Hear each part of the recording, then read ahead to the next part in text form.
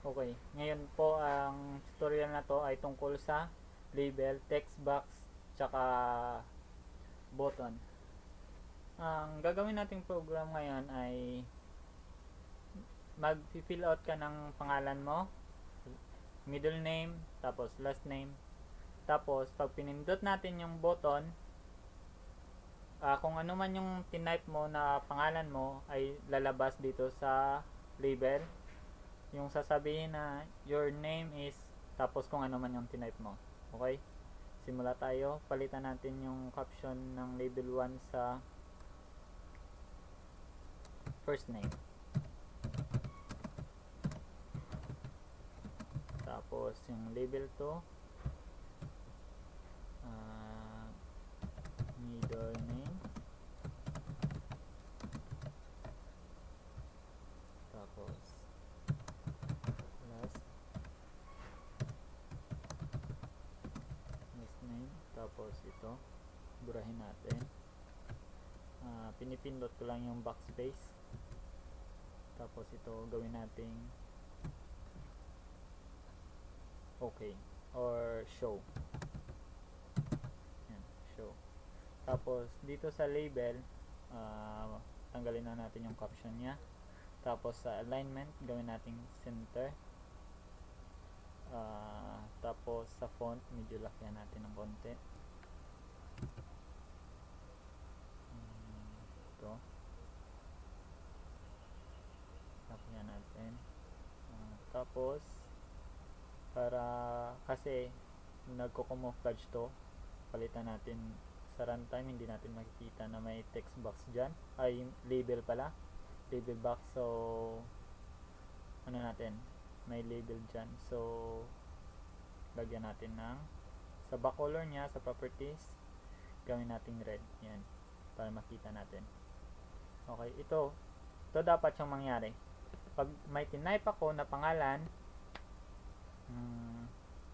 kunwari Alvin, tapos middle name nya is D,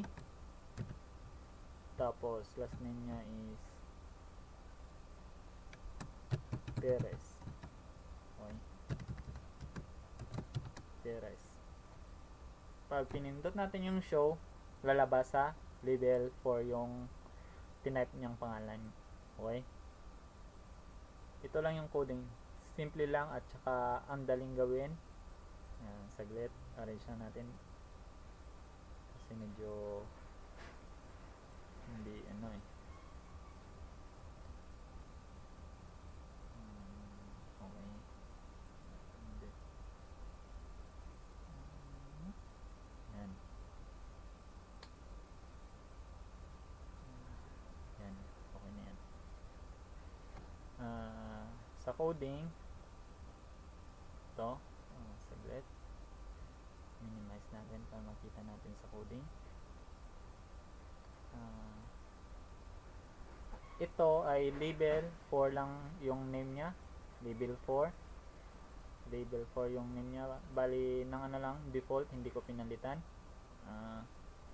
Sabihin natin na label 4 dot kung ano man ang caption nya. Ito yung caption, ang tinatawag na caption ay yung nilalagay mo na para makita nya, yung nakikita natin na user, yung katulad ng first name, middle name, yan, caption yan. So caption is equals, sabihin natin na, di ba, lalabas yung your name is, tapos and tapos yung pangalan mo, first name, ito text 1 to, tapos text 2, text 3, so magkasunod lang sila, text 2 and text 3. Okay, yan lang.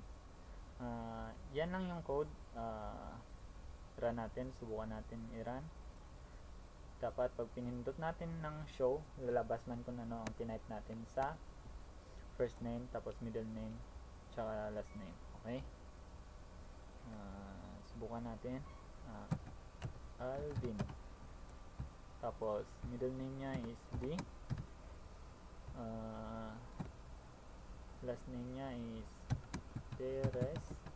Okay, dapat pag pinindot natin to, lalabas sa label 4. Okay, yun.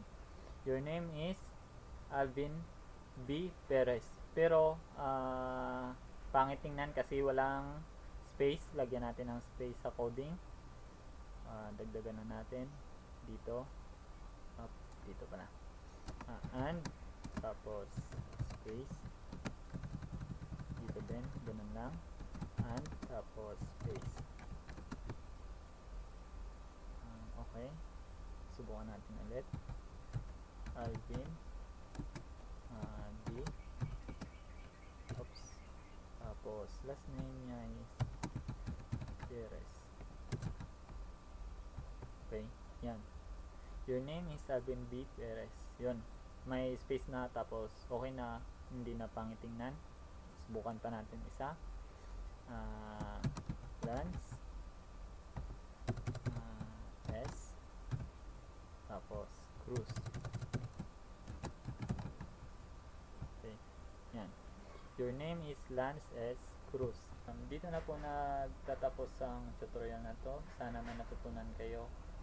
Tapos kung nagustuhan yung video na to, please like. Kung may gusto kayong matutunan na iba, comment na lang sa baba. Salamat sa panonood ng video na to.